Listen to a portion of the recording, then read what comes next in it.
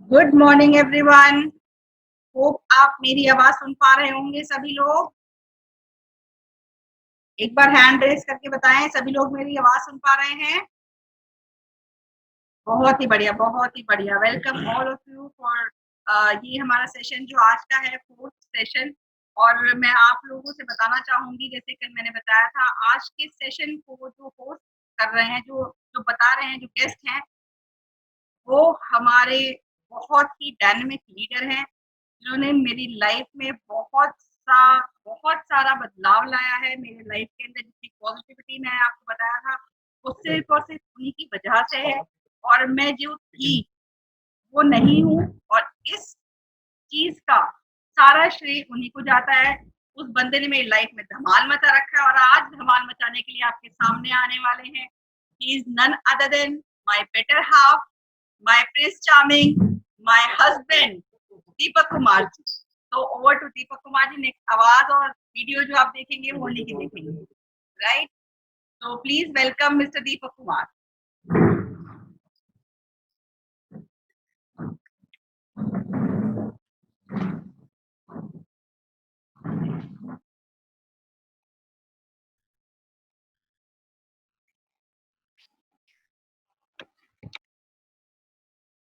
Good morning everyone.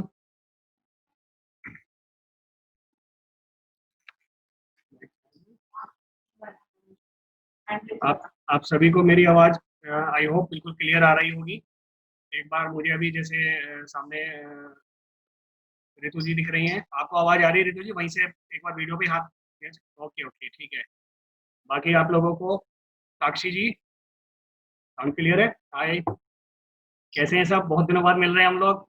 Lockdown ने बिल्कुल ऐसा कर दिया था कि मुझे तो लग रहा था कि यार पता नहीं, यही बोलती रहती है, मुझे तो बोलने का मौका ही नहीं देती है।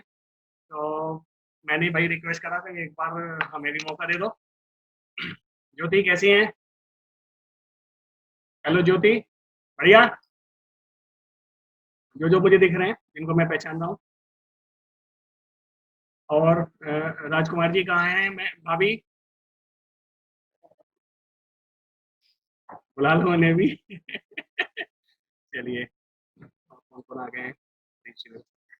चलिए अब सेशन को स्टार्ट करते हैं। और सेशन में मेरी अगेन जैसे हम लोग रिक्वेस्ट करते भी हैं, मे बी कि किसी वजह से अगर समय पूरा होने से पहले ही खत्म हो जाता है और वो पता लग जाएगा हमको, तो उस केस में आप री लॉगिन दोबारा से कीजिएगा, हम इसे फिर से रीस्टार्ट कर देंगे। 2-4 मिनट ऊपर नीचे कभी कभी हो जाता है।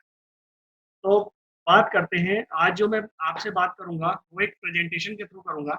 ऑलमोस्ट ये प्रेजेंटेशन मैंने एक बार पहले भी एक मीटिंग में हमने शेयर किया था। तो हमें लगता है आज हमारे लोगों के लिए कुछ बदलाव होना चाहिए, कुछ चीज़ होनी चाहिए। तो मैं एक स्क्रीन शेयर कर रहा हूँ, आप देखिएगा कि आपको बस एक स्क्रीन आएगी आपके स्क्रीन पर, वो प्रॉपर आ रही है।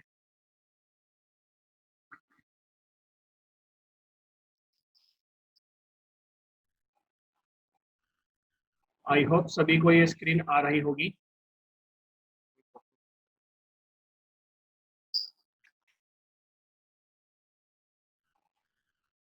साक्षी जी स्क्रीन दिख रही है ना प्रॉपर? आप जस्ट ओके ओके। जो मुझे सामने दिख रहा है एक्चुअली मैं इसलिए उनसे इंटरेक्ट कर रहा हूँ। सो फ्रेंड्स, स्क्रीन पर लिखा है HHI welcomes you all. Happy health India की इस सक्सेस की जर्नी में मैं दीपक कुमार आप लोगों का स्वागत करता हूँ। और आज की मीटिंग में जो मेन बात मुझे करनी है आप लोगों से, वो हमें अपने अंदर आने वाले कुछ बदलाव, कुछ चेंजेस के बारे में करनी है, जो हम लोग कहीं ना कहीं भूले हुए हैं। तो जो हम इसको स्टार्ट कर रहे हैं, आप देखोगे फर्स्ट स्क्रीन आपको दिख रही है अभी। यहाँ पर आप लोगों को एक कॉर्नर में आपको 2-3 लोगों की फोटो नजर आ रही है अभी। और राइट हैंड साइड पे नीचे की तरफ देखेंगे तो आपको कुछ भीड़ नजर आ रही है। ये कौन लोग हैं? ऊपर जो 3 लोग दिख रहे हैं, जैसे इनमें से मैं कुछ के नाम मैं बता देता हूँ, तीनों के नाम मुझे पता है। एक अपने जियो के जो रिलायंस के मालिक हैं, अंबानी जी, मुकेश अंबानी। दूसरे हिंदुजा जी हैं, हिंदुजा ग्रुप के चेयरमैन। तीसरे एक अजीम प्रेम जी दिख रहे हैं। ये जाने माने कुछ बिजनेसमैन हैं, बिजनेस टाइकून्स हैं। और मतलब अगर हम आज की डेट में भी कभी प्लान में भी कहीं बात करते हैं, किसी से पूछते हैं कि भाई कुछ बिजनेसमैन के नाम बताओ, तो वो कुछ लोगों के ही नाम बताएंगे और वो नाम गिनती में उंगलियों में करके खत्म हो जाते हैं। नीचे एक भीड़ दिख रही है, ये भीड़ में जो दिख रहे हैं ये लोग कौन है?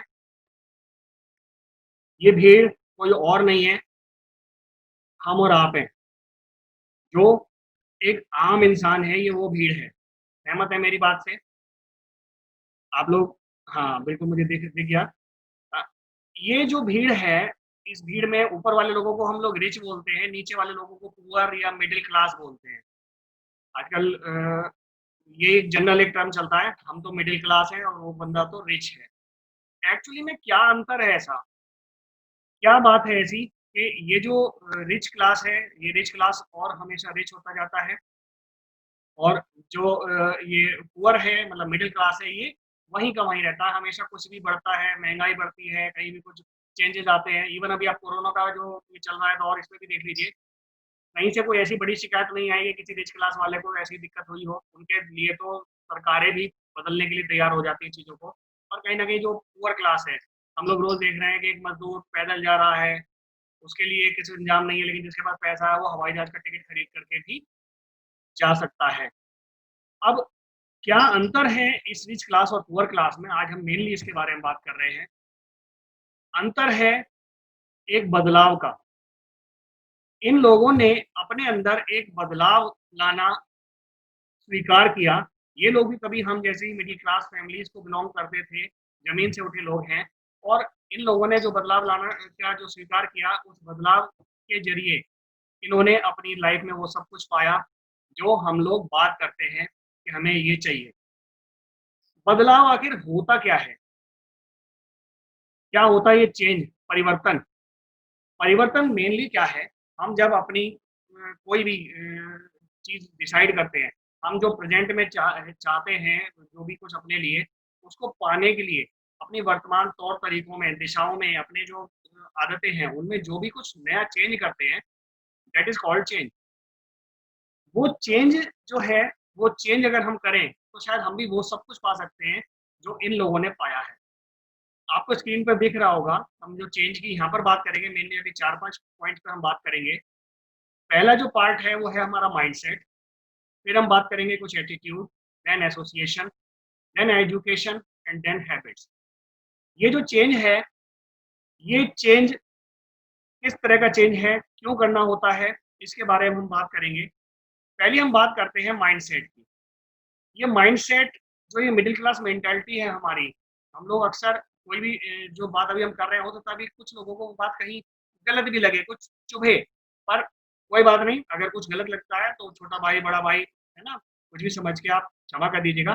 पर कहीं न कहीं आज मैं इस बात के ज़रिए आप लोगों के दिलों को छूने की कोशिश ज़रूर करूँगा, और उम्मीद है मैं उस मकसद में पूरी तरह कामयाब होऊँगा। आप लोग मेरे साथ हैं? यहाँ पर हम बात करने वाले हैं माइंडसेट की। ये जो मिडिल क्लास है, जो हम लोग हैं, मेनली हमारा जो माइंडसेट है, ये हमें एक जो हमारी मानसिकता है, बड़ी दुखद वाली मानसिकता है। अभी कल मैडम ने बात की थी होगी आप लोगों से ड्रीम्स के बारे में। हम लोग अक्सर जब भी प्लान की बात करते हैं, कुछ पुराने लोग हैं, कुछ नए लोग हैं, आपने देखा होगा हम लोग सबसे पहली बात सपनों की करते हैं। अब सपने की बात करते हैं तो हमें सपनों में चाहिए सब कुछ। अभी हम अगर बात करेंगे, हर कोई कह देगा कि साहब हमें बड़ा घर भी चाहिए, हमें बड़ी गाड़ी चाहिए, हमें अच्छी एजुकेशन बच्चों के लिए चाहिए, हमें ये चाहिए, हमें वो चाहिए, है ना? हम तारे तोड़ के ले आएँ। लेकिन उस सपनों को पाने के लिए हम एक्चुअली करने के लिए क्या तैयार हैं? जब बात आएगी करने की, तो कहीं न कहीं हम लोगों का कम्फर्ट ज़ोन बीच में आ जाता है। हम उस कम्फर्ट ज़ोन से निकलने के लिए तैयार कई बार नहीं होते हैं, और जो निकल जाते हैं, वही कहीं न कहीं बदलाव का कारण बनते हैं, वही बहुत बड़ा चेंज लाते हैं। अपने साथ अपनी जो टीम है, उनके संग जो लोग जुड़े हैं, उनकी भी लाइफ़ में बहुत बड़ा चेंज लाते हैं। वो बदलाव क्या है, वो करना मेन बात है। अभी हम जैसे 9:30 की इस मीटिंग की बात करते हैं, आप देखोगे अभी तो हमारे बहुत अच्छी बात है, हमारे सुपर 70 के जो ये लोग हैं, ये लोग धीरे-धीरे रेगुलर मीटिंग्स में सभी चल रहे हैं, पर हम ही शायद ऐसा भी देखेंगे, इनमें से कुछ लोग शायद पेशेंस खो देंगे, कुछ समय के बाद कहेंगे यार, ये रोज़ 9:30 की मीटिंग कैसे करें, है ना? मेरा तो ऑफ़िस खुल गया है, अब मुझे कल से ऑफ़िस में जाना होगा, तो मैं कैसे करूँगा? मैं अगर 10 बजे तक नहीं सोता हूँ, तो मुझे तो सुबह को आँख ही नहीं खुलती है। कुछ भी बहाना जो हमारे एक्सक्यूज़ेज़ होते हैं, हम वो बनाएँगे, और उस बहाने के चलते हम कहीं न कहीं इससे दूर होने की स्थिति में आएँगे। तो और ये तो अभी तक ज़ूम मीटिंग्स की बात है।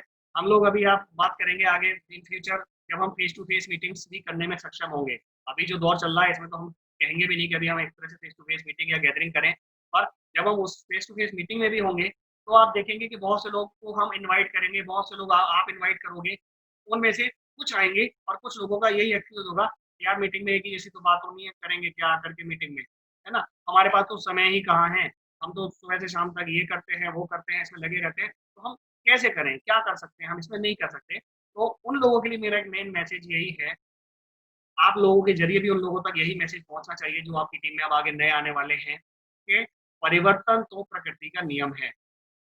धरती अगर घूमती है अपनी धुरी पर, तभी दिन और रात होते हैं। अगर ये घूमना बंद कर दे तो एक ही जैसा सब कुछ रहेगा, शायद जीवन मुश्किल हो जाएगा। अगर पतझड़ होता है या बरसात होती है ना, सर्दी गर्मी जो भी कुछ मौसम में बदलाव होता है, ये सब भी प्रकृति का परिवर्तन का ही नियम है। नए पत्ते आते हैं तभी जब पुराने पत्तों को प्रकृति भी छोड़ देती है। तो हमें भी अगर अपने जीवन में कुछ नया पाना है, नया लाना है, तो हमें भी अपनी कुछ पुरानी चीज़ों को छोड़ते हुए आगे बढ़ना पड़ेगा। और उन परिवर्तन का जो पहला काम था, वो काम यही था कि अपने माइंडसेट को बदलते हुए हम सबसे पहले अपनी एक ड्रीम्स की लिस्ट बनाएँ। आप लोगों ने बनाई भी होगी कुछ चीज़ें, वो मैम से आप बाद में डिस्कस करेंगे या हम लोग जब डिस्कस फेस टू फेस करेंगे। अभी हम मेन बात करने वाले हैं कि उन ड्रीम्स को आपने एक डेट दे देनी है, उन्हें गोल में बदलना है और उस गोल के बाद वो काउंसलिंग करके हम उन चीज़ों को आगे बढ़ाने की बात करेंगे। माइंडसेट पर एक स्टोरी मैं शेयर करना चाहूँगा आप लोगों से। ये स्टोरी है बॉइलिंग फ्रॉग सिंड्रोम कहलाती है और बहुत ही फेमस स्टोरी है। आप नॉर्मली अगर देखें एक इसमें कोई फ्राइंग पैन में, केटल में पानी आप गर्म होने के लिए रख दीजिए और पानी अगर गर्म हो और उसमें आप एक मेंढक को पकड़ के छोड़िए, क्या मेंढक टिकेगा वहाँ पे? वो भाग जाएगा, कूद के इमीडिएट भाग जाएगा। पानी गर्म छोड़ो, ठंडा भी होगा तो एकदम से भागने की कोशिश करेगा वो वहाँ पर। लेकिन अगर उस मेंढक को आप प्यार से नॉर्मल टेम्परेचर के पानी में छोड़ दीजिए और उस पॉट को, जिस पॉट में वो रखा है, उस पॉट को, और ये जो हम बता रहे हैं ये एक्चुअली में साइंटिफिकली प्रूवन फैक्ट है। इवन मैं ये तो नहीं कहता कि करके देख लो, लेकिन चाहे तो करके भी घर में देख सकते हैं आप लोग। ये जो फ्रॉग है जब आप उसमें रखते हैं तो वो एकदम से छटपटाएगा नहीं, उसे पता है कि पानी उसका मेनली उसको चाहिए था, वो वहाँ पर है।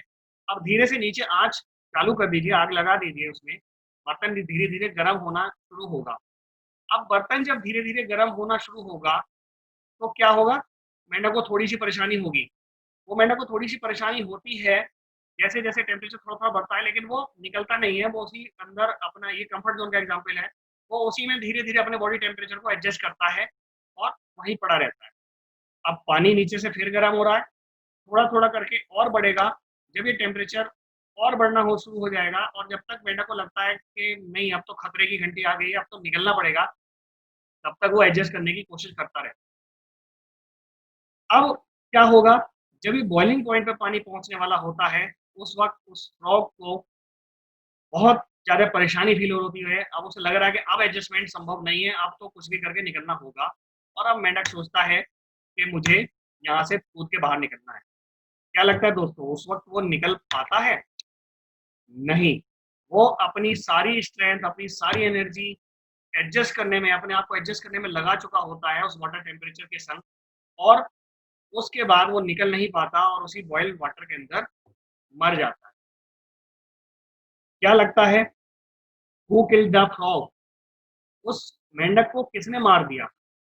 बहुत से लोग अभी हम में से शायद हो सकता है कहें कि फ्रॉग गर्म पानी में था तो गर्म पानी की वजह से मर गया, नीचे आग लगी थी साहब आग की वजह से मर गया, सांस नहीं ले पाया होगा इसलिए मर गया। और एक्चुअली में ये फ्रॉग कौन है? ये फ्रॉग और कोई नहीं है जिसकी बात मैं अभी कर रहा था, ये वही पुअर, वही मिडिल क्लास पर्सन है जो अपनी ज़रूरतों के साथ अपने जो रोज़मर्रा की हैबिट्स हैं, उनके संग अपने कम्फर्ट ज़ोन में इतना मस्त हो चुका होता है कि उसे 50,000 कमाने में इतना मस्त है कि वो 5 लाख कमाने के बारे में नहीं कई बार सोचता। 5 लाख आ रहा है तो वो 5 करोड़ के बारे में नहीं सोचता, और वो कहीं न कहीं अपनी लाइफ़ में एडजस्टमेंट करते-करते एक दिन इसी तरह की कंडीशन में आता है। जब लाइफ से एक्चुअली निकलने की उसकी कंडीशन होती है, वो सोच रहा होता है कि अब मैं निकलूँ और कुछ कर डालूँ, तब तक एक्चुअली में सब कुछ खत्म हो चुका होता है। ये जो उसकी स्ट्रेंथ खत्म हुई है, स्ट्रेंथ मीन्स उसकी एज कुछ हद तक निकल चुकी होती है, अब वो कुछ करने की स्थिति में नहीं होता, उसके पास उतना फाइनेंस नहीं होता, कुछ नया स्टार्ट करने के लिए। तो कहीं न कहीं ये जो मेंटालिटी है, ये हमारे जो कम्फर्ट ज़ोन के थ्रू निकल के आती है, ये हमारी इस चीज़ का कारण बनती है। हमें इसी मेंटालिटी से निकलना है, और इससे आगे बढ़ने के लिए हमें बदलाव लाना। अब ये बदलाव, एक तो हमें माइंडसेट में बदलाव लाना हुआ, दूसरा बदलाव क्या होगा, हमारे एटीट्यूड में बदलाव लाना पड़ेगा। एटीट्यूड क्या होता है, लाइफ को देखने के लिए हमारा नजरिया कैसा है, वो एटीट्यूड है। इस पे भी एक स्टोरी के संग में हमारे जो अपलाइन है आशु शर्मा जी, उनका मैं बहुत ही मतलब थैंकफुल हूँ। उन्होंने बहुत सी चीज़ों में हमारे अंदर भी बदलाव लाया। उन्होंने एक एटीट्यूड पे स्टोरी सुनाई थी, वो मैं आज अभी आपको यहाँ पर शेयर करना चाहूँगा। ये एटीट्यूड की स्टोरी किस तरह से है कि एक बार एक कंपनी है, जूता बनाने की कंपनी है, शू कंपनी, जूते चप्पल बनते हैं वहाँ पे। वो अपने 2 इंजीनियर्स को एक बहुत ही दूर एक टापू पे भेजती है, जहाँ सारे आदिवासी टाइप के लोग रहते हैं, और लोगों को भेजती है, वहाँ जाके उनसे बोल मतलब वहाँ पे उनको, उनका जो मेन काम है वो मार्केटिंग के लोग हैं, उनसे ये पूछा जाता है कि जाओ वहाँ पे सर्वे करके आओ, और सर्वे करने के बाद आप बताओ वहाँ से कि आपको मतलब हमें वहाँ पे क्या करना चाहिए, कैसा लग रहा है वहाँ पे, आपको क्या स्कोप है हमारे। दोनों आदमी एक जैसी क्वालिफिकेशन, एक जैसे एक्सपीरियंस के हैं। अब पहला जो बंदा है वो वहाँ पर जाके देखता, अरे यहाँ तो ये तो सारे आदिवासी है, तो चप्पल वप्पल कुछ पहनते नहीं, तो कपड़े तक ढंग से नहीं पहनते हैं। और तो वो फौरन अपने बॉस को फोन करता है, अरे सर कहाँ भेज दिया, यहाँ कहाँ फैक्ट्री डालने की सोच रहे हो, यहाँ कहाँ जूते चप्पल, ये लोग तो कपड़े तक नहीं पहनते, बेकार हो जाएगी आपकी फैक्ट्री, चलेगी नहीं, बंद हो जाएगा। ये पहला एटीट्यूड है। अब दूसरे बंदे का एटीट्यूड देखिएगा, दूसरा बंदा भी वही सेम चीजें देखता है, सेम क्वालिफिकेशन का बंदा, सेम एक्सपीरियंस का बंदा है।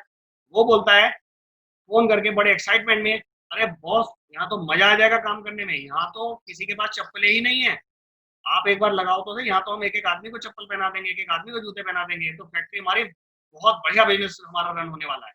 तो this is all matter of attitude. हमारा एटीट्यूड लाइफ के प्रति कैसा है, हमारा नजरिया कैसा है, ये काफी हद तक डिसाइड करता है कि हमारे को फ्यूचर में क्या मिलने वाला है। हम जो भी काम आज प्रेजेंट में कर रहे हैं, ये किस एटीट्यूड के संग कर रहे हैं। अगर हमारा एटीट्यूड नेगेटिव ही रहेगा कि नहीं साहब कुछ होता हुआ था तो है नहीं, बहुत कर लिया, हमारे से कुछ लोग ऐसे भी होंगे जो शायद पहले भी कुछ कहीं काम कर चुके होंगे, कुछ ऐसे भी हैं जो बिल्कुल नया शुरू किया है।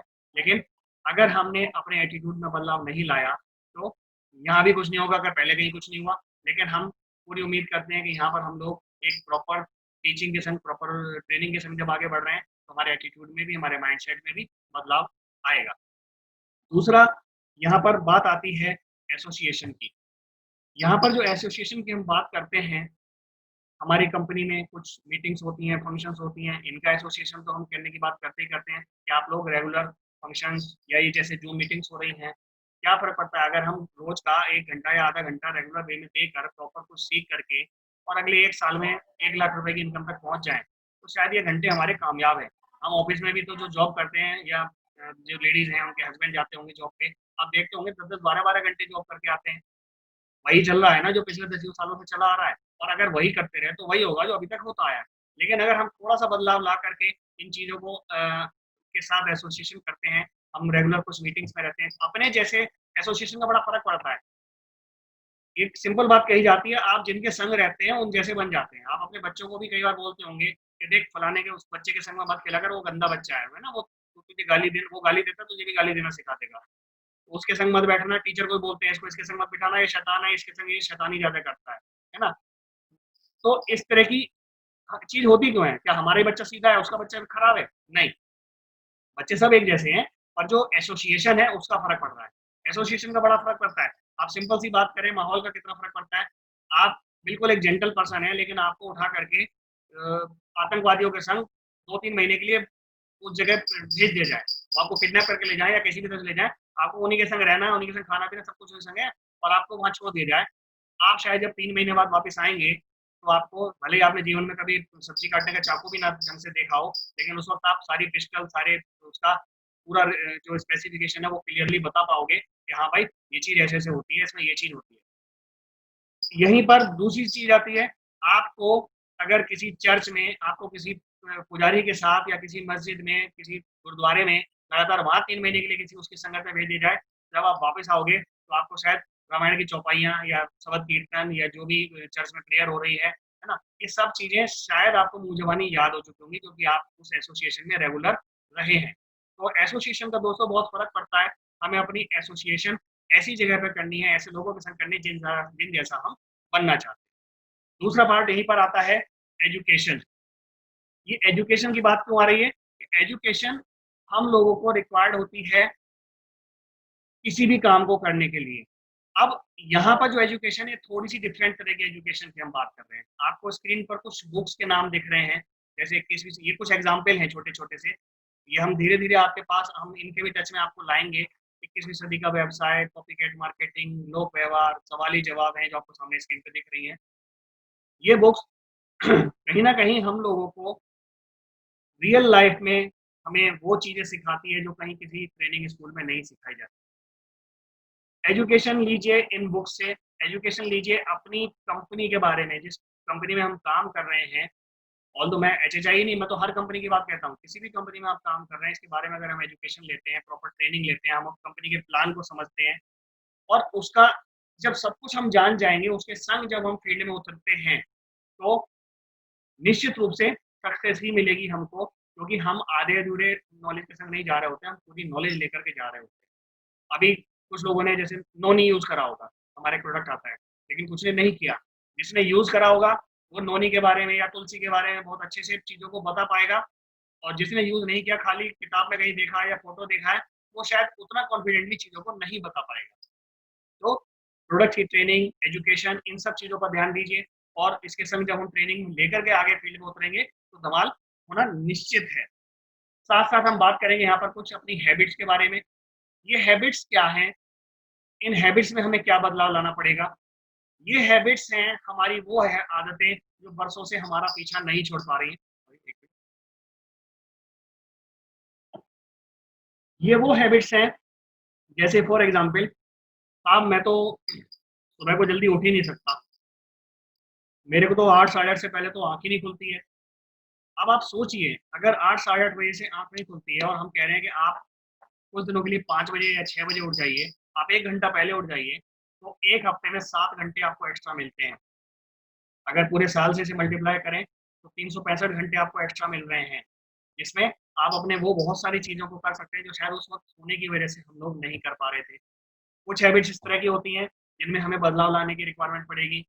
अब नॉर्मल हैबिट है, और घर से ऑफिस गए, ऑफिस से वापस घर आ गए, है ना? 8-10 घंटे जो भी बिताया, घर आए, अब जूते मोजे उतारे, कपड़े चेंज करे और भाई साहब टीवी के आगे हमने रिमोट पकड़ लिया और हम बैठ गए। अगर हम उस हैबिट में थोड़ा-सा चेंज करके कहें कि ठीक है, आप रोज़ अगर 9 बजे, 10 बजे सोते हो, कोई बात नहीं, कुछ दिनों के लिए, मैं कहता हूँ सिर्फ 1 साल के लिए 11 बजे सो जाया करो। और वो 10 से जो 11 का समय है, अपनी अगले दिन की दिनचर्या को सेट करने के लिए कर लो कि हमें किससे मिलना है, किससे प्लान दिखाना है, किसको कॉलिंग करनी है। तो शायद ये हैबिट हमें कहीं न कहीं इन चीज़ों में आपको आगे बढ़ने में मदद करेगी।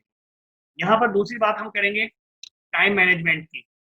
टाइम मैनेजमेंट क्या है? बहुत से लोगों की सबसे बड़ी, आप जब फील्ड में जाएँगे तो आपको यही सुनने को मिलेगा, भाई साहब सब कुछ है पर हमारे पास समय नहीं है। ज़हर खाने के लिए भी समय नहीं है। मिलता है आप लोगों को भी, मुझे तो मिलता है, तो आप लोगों को मिलता हो, मिलेगा जो अभी नए शुरू हुए हैं, कुछ लोगों से बात की होगी, यही मिलेगा, कुछ नया करने का टाइम ही कहाँ है हमारे पास। तो यहाँ पर हम बात कर रहे हैं, सप्ताह में कितने दिन है, इसे चाहे तो आप नोट भी कर सकते हैं, और वैसे मैं आपको अलग से भी इसके प्रेजेंटेशन दे दूँगा। आप लोग होपफुली अपनी हैबिट में थोड़ा तो चेंज ला चुके होंगे कि आप लिखने की भी हैबिट डाल रहे होंगे, नोट करने की हैबिट डालिए। सप्ताह में 7 दिन है और सा 1 दिन में 24 घंटे हैं, तो कुल घंटे कितने हो गए? 168 घंटे। अब इन 168 घंटों में से नौकरी में, कारोबार में अगर हम 8 घंटे का एवरेज लगाएँ और 6 दिन हम जॉब पे जाते हैं, कुछ जगह 5 डे वीक होता है, पर हम 6 डेज़ का ही लेके चलते हैं, तो 48 घंटे हमारे खर्च होते हैं। बाकी कितने बचे? ये हम 1 हफ्ते की कैलकुलेशन लेके चल रहे हैं, 120 घंटे। ये उन लोगों के लिए जवाब है जो बार आपको मिलेंगे और बोलेंगे, इवन हम अगर खुद भी ऐसा सोच रहे हो कि हमारे पास समय कहाँ है। बाकी बचे 120 घंटे। सोने का टाइम लगा लेते हैं, 5-6 घंटे की नींद हर कोई लेने की कहता है कि हम 6 घंटे की नींद तो लेते ही लेते हैं। 7 दिन अगर 6 घंटे की नींद ली तो 42 घंटे यहाँ लग गए, बाकी बचे 78 घंटे। काम पे आने-जाने का टाइम लगा लीजिए, जो लोग मेरठ के मेरठ लोकल है तो मुझे लगता है कि 2 घंटे रोज़ लगते होंगे आने-जाने में। लेकिन जैसे मैं जॉब में था तो मैं दिल्ली जाता था, तो लगभग 2 घंटे मुझे लग जाते थे, तो मैं वही एवरेज लेके चल रहा हूँ। 12 घंटे के आस-पास हमारे को काम पे आने-जाने में लगे। बाकी कितने बचे? 66 घंटे।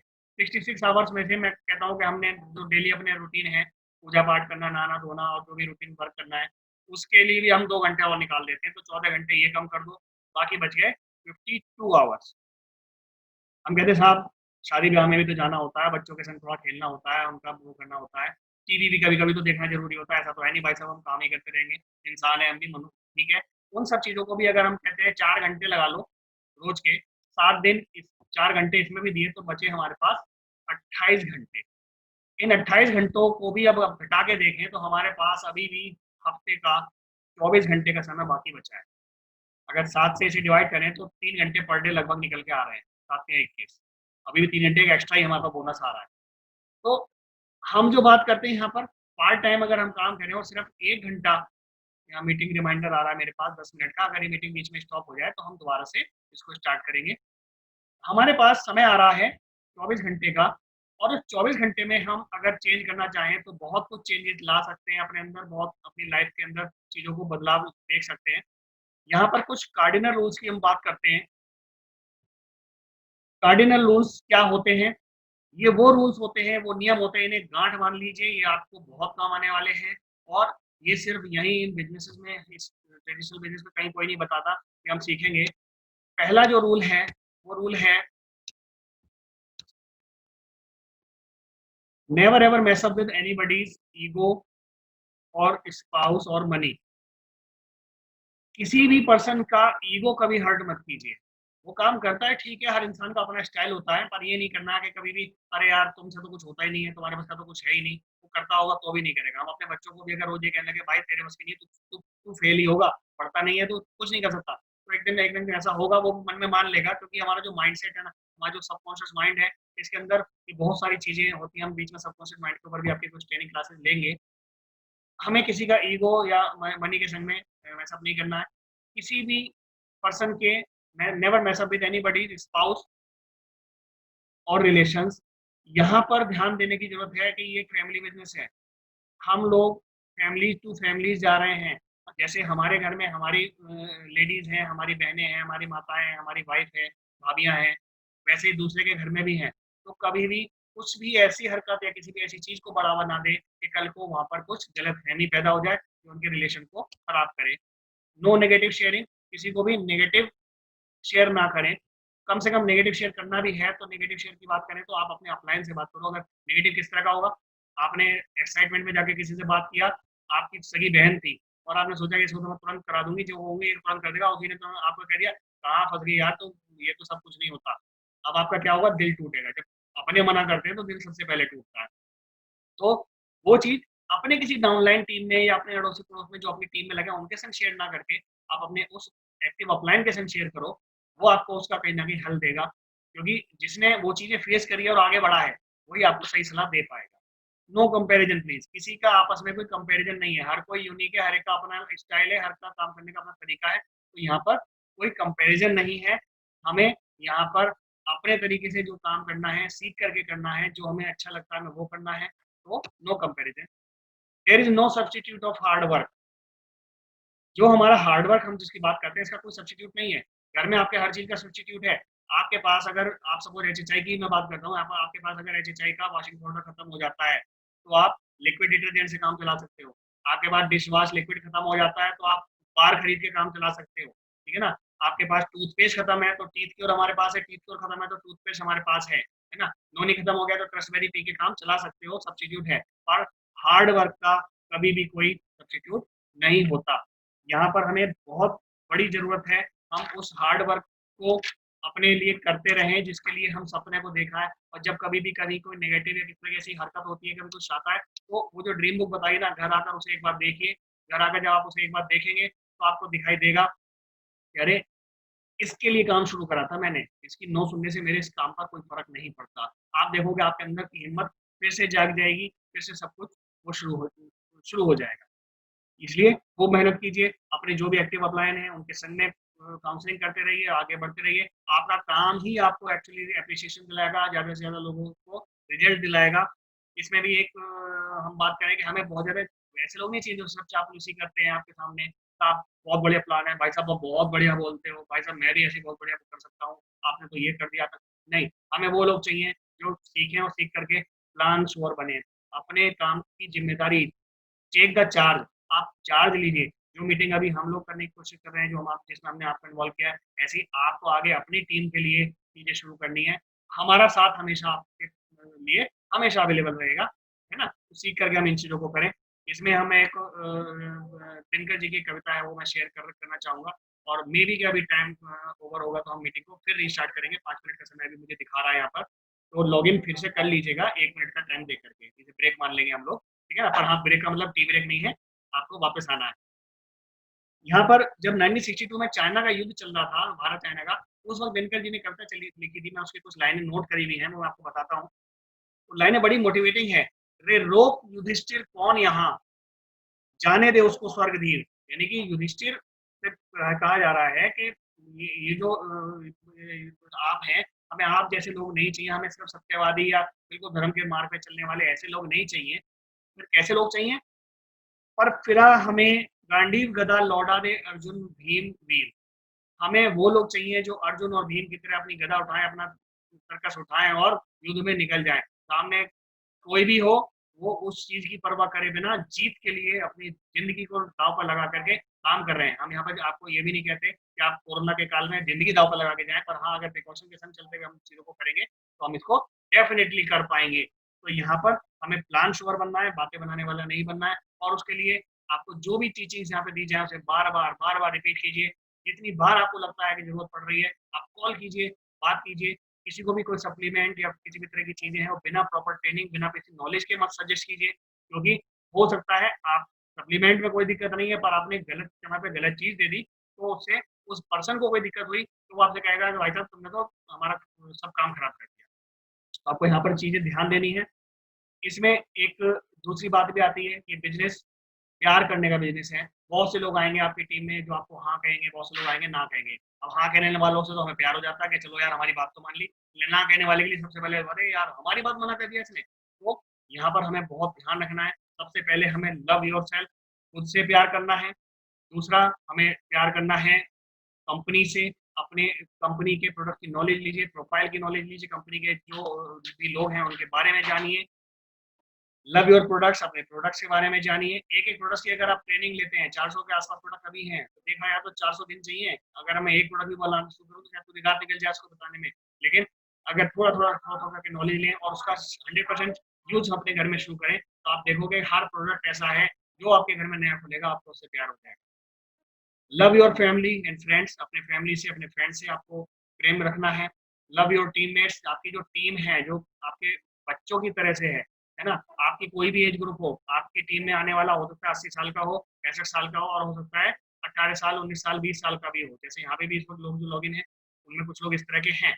आपको अपनी टीम के लोगों के संग प्रेम करना है, अपनी सोसाइटी से प्रेम करना है ना। जो हम बार बार कोरोना की बात भी कहते हैं वो इसीलिए बोलते हैं, हमें सोसाइटी को अच्छा देना है, कुछ बुरा नहीं देना, ना ही उससे कुछ बुरा अपने घर में लेके आना है। तो love your society and above all love your country.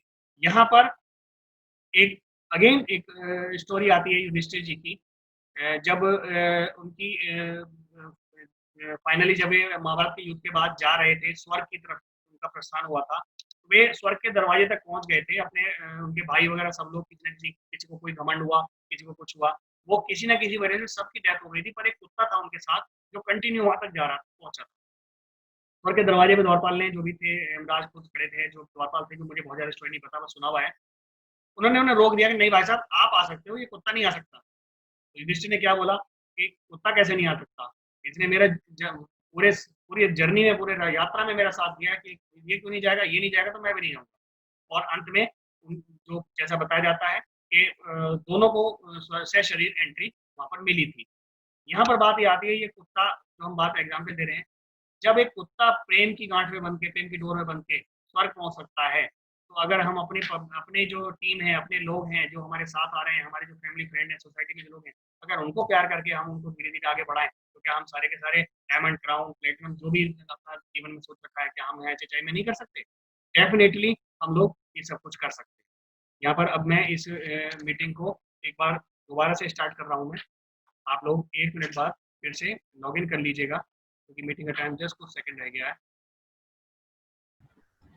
तो यहाँ पर हम बात करते हैं, जो हम कर रहे थे उसी को थोड़ा सा कंटिन्यू करते हुए, हम लोग बात कर रहे थे कि जब हम देख रहे हैं कि एक प्रेम की डोर से बंधकर एक जानवर भी स्वर्ग तक पहुंच सकता है, तो यहाँ पर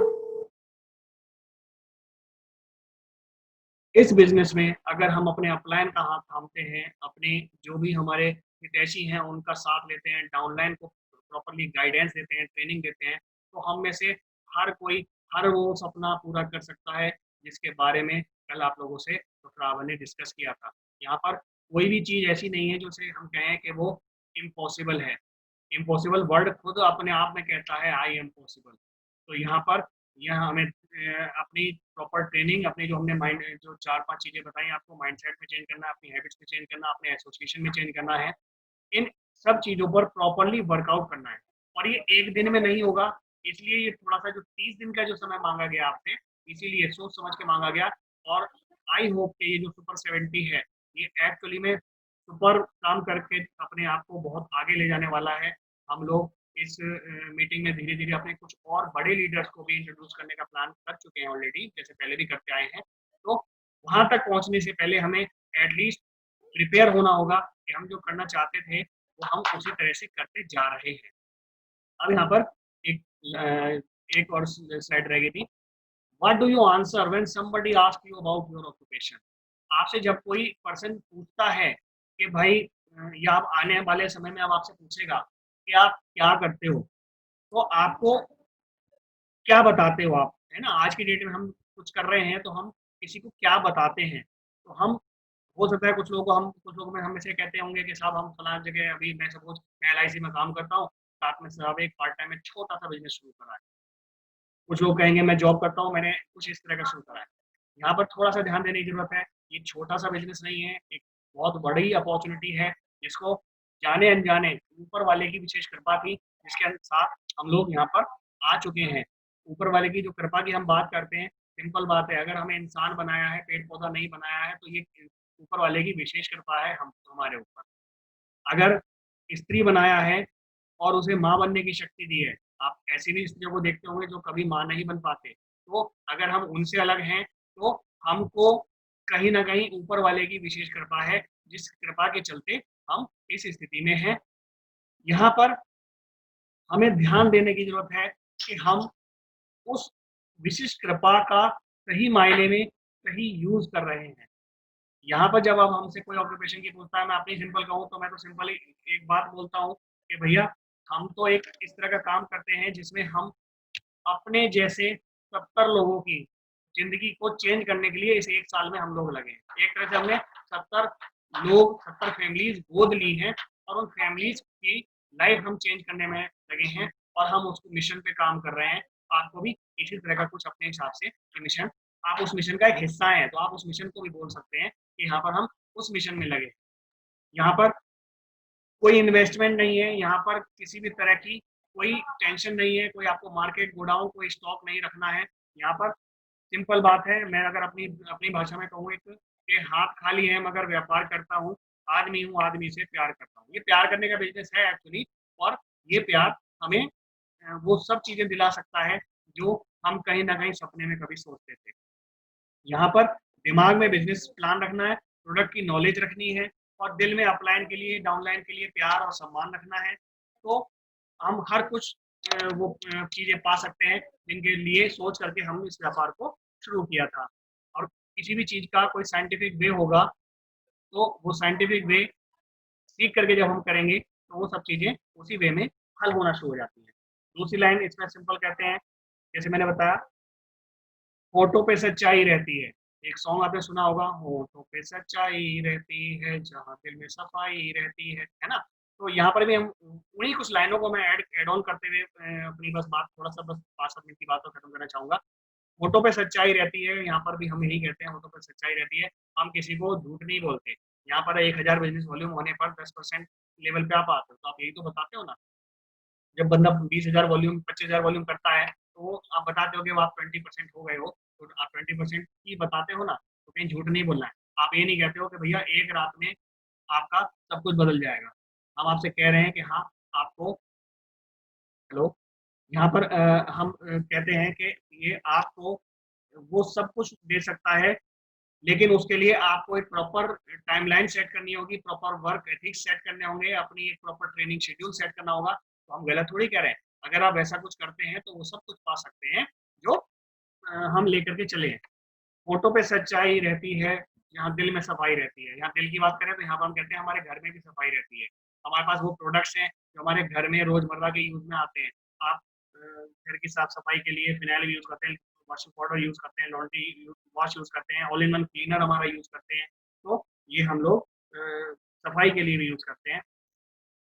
हम उस बिजनेस को करते हैं जहाँ सबकी भलाई होती है। अभी एक रिक्वेस्ट आई थी गाने के लिए, भाई मैं इतना बढ़िया नहीं गाना गाता हूँ, पर मैं एक लाइन इसको गा करके इसके बाद इसको लाता हूँ।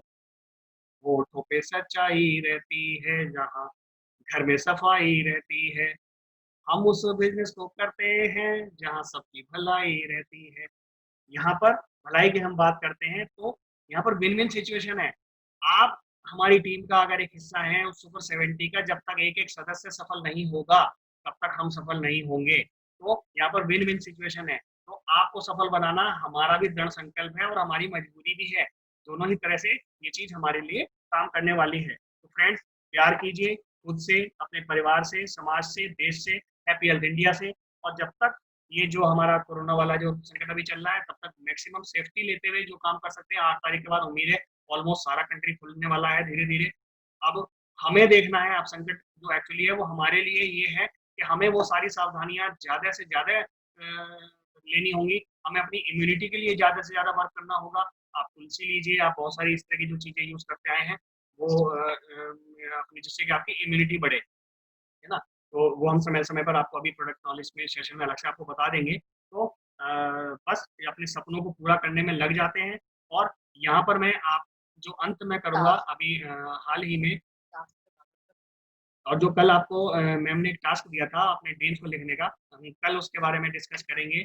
और बस इसको खत्म करने से पहले एक बहुत ही बेहतरीन सॉन्ग है जो मैं आप लोगों को सुनाना सुनाते हुए वो सुनाते हुए मैं इसको अभी आपको इसको खत्म करूंगा मीटिंग को। तो ध्यान दीजिएगा, अभी मैं स्क्रीन बस एक बार और शेयर कर रहा हूँ। इसके बाद हम लोग और अपना जो भी आपको कल टास्क मिला था वो टास्क आपका एज इट इज है, वो छोटा नहीं है। उस टास्क को हमें करते हुए ही आगे जाना है।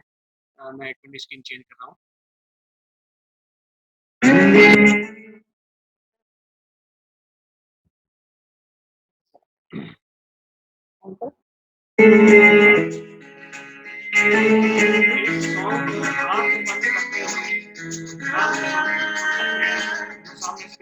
कोई कर सकता है तो क्यों नहीं, क्या है जो मुझ में नहीं, अगर कोई कर सकता है तो मैं क्यों नहीं, क्या है उनमें ऐसा जो मुझ में नहीं, झांक ले अपने भीतर खुद से आप पूछ ले, कैसी चाहे जिंदगी खुद आंखों से देख ले, मुट्ठियों को खींच गए,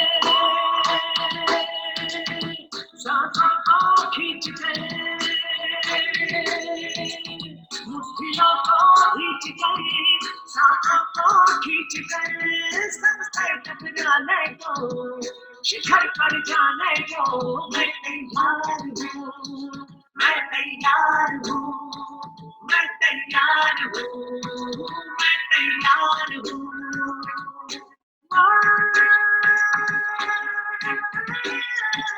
मैं तैयार हूँ, मैं तैयार हूँ, मैं तैयार हूँ।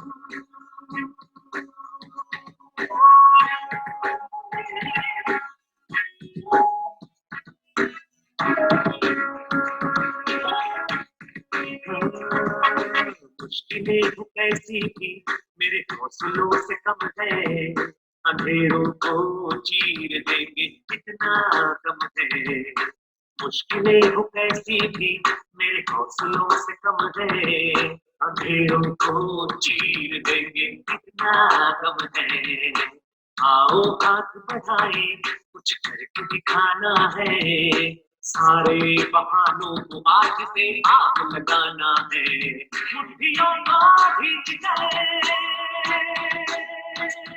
सांसों को खींच गए, मुट्ठियों को खींच गए, सांसों को खींच गए, सबसे टकराने को, शिखर पर जाने को मैं तैयार हूँ, मैं तैयार हूँ, मैं तैयार हूँ, मैं तैयार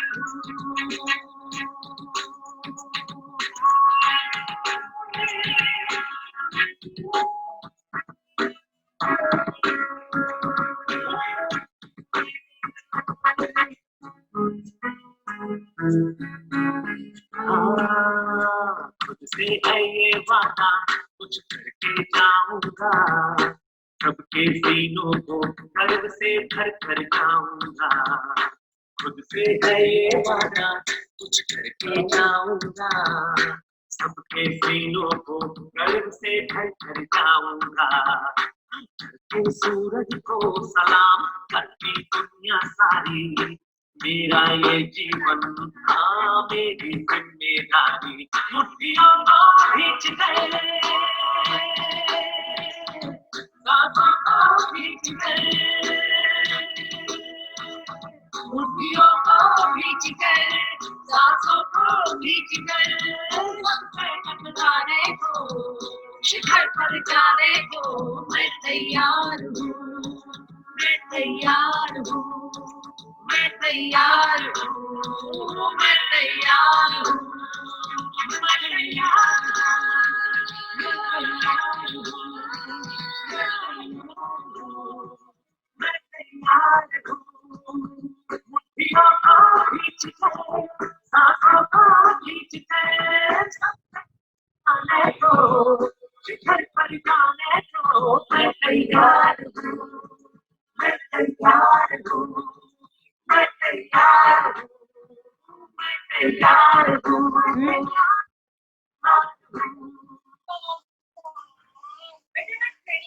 तैयार हूँ, मैं तैयार हूँ, मैं तैयार हूँ। आप लोग तैयार हैं? मैंने सबको अनम्यूट कर दिया है।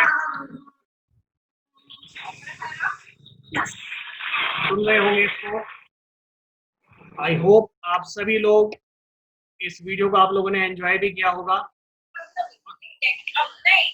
सब तैयार हैं? मैंने सबको अनम्यूट किया हुआ है।